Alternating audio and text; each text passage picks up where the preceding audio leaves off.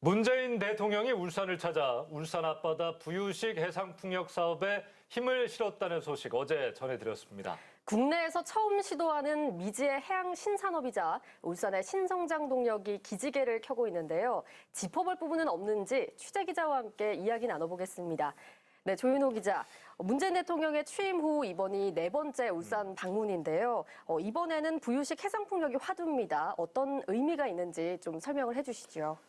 혹시 9개 성장다리란 말 들어보셨죠? 네. 예, 울산 핵심 사업. 예. 민선 7기 울산시 핵심 사업 9개를 뜻하는 것인데 첫 번째가 바로 이 부유식 해상 풍력 사업입니다. 그런데 많은 시민들이 과연 이 사업이 잘 될까 하는 그런 의구심을 여전히 품고 있는데요. 예. 네.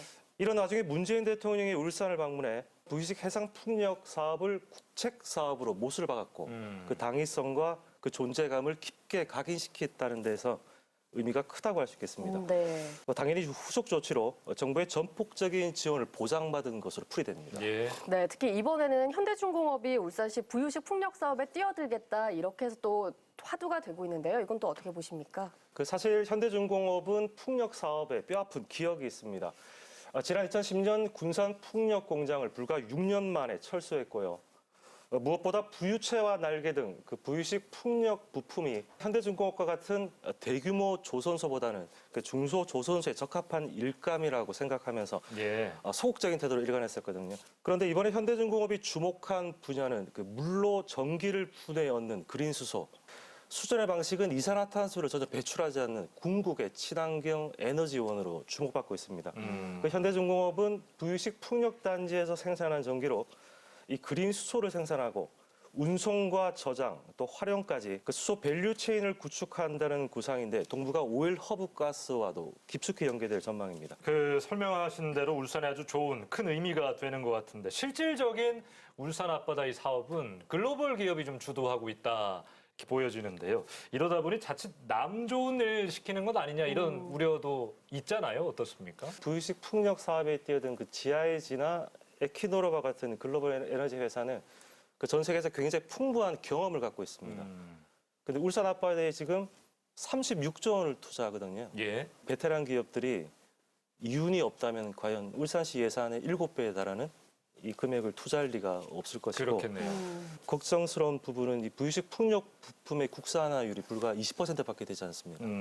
특히 이제 터빈 같은 이제 핵심 부품 대부분이 외국 기업들의 몫이고 네. 국내 기업들의 기술력을 좀 빠른 시간 내에 좀 고도할 필요가 있고 또 연구와 시험, 실증, 제조, 해상 이송, 예. 끝으로 이제 유지 관리까지 총괄 지원하는 울산 콤플렉스 조성이 좀 시급해 보입니다. 울산 콤플렉스 조성이 시급하다. 그럼에도 이제 말씀하신 것처럼 여러 가지 의구심이 해소됐고 대통령의 방문으로 장밋빛 전망 속에 사업이 탄력을 받고 있는데 여러 가지 규제도 있고 지금부터가 진짜 난관이다 이렇게 좀 보면 될 것 같아요. 어떻습니까? 먼저 가장 큰 걸림돌은 이제 공유 수면 점사용료입니다. 예. 쉽게 설명해서 그 해상에 구조물을 설치하니 자릿세 같은 개념이거든요. 네. 그런데 이 자릿세를 어떻게 매기냐 하면 관련법상 그 울산 해안선의 땅값의 1.5% 선으로 매깁니다. 예. 규제 완화 없이는 사실상 사업을 포기할 수밖에 없는 그런 실정이고요. 이게 생산된 전력을 육상까지 끌어오기 위해서는 수십 킬로미터에 달하는 케이블을 또 해저에 깔아야 하는데 이 과정에서 이제 연안과 근해 어민들의 피해 보상이 좀 적정하게 이루어져야 할 것으로 보이고 만약에 정권 교체가 이루어진다 하더라도 이 사업의 연속성을 좀 보장받아야만 안정적인 투자가 지속될 것으로 그래 보입니다. 예. 험난한 난관도 역시 존재하고 있군요. 그럼에도 울산의 새로운 또 성장 동력이 반드시 좀 되기를 바랍니다. 오늘 조윤호 기자였습니다. 잘 들었습니다.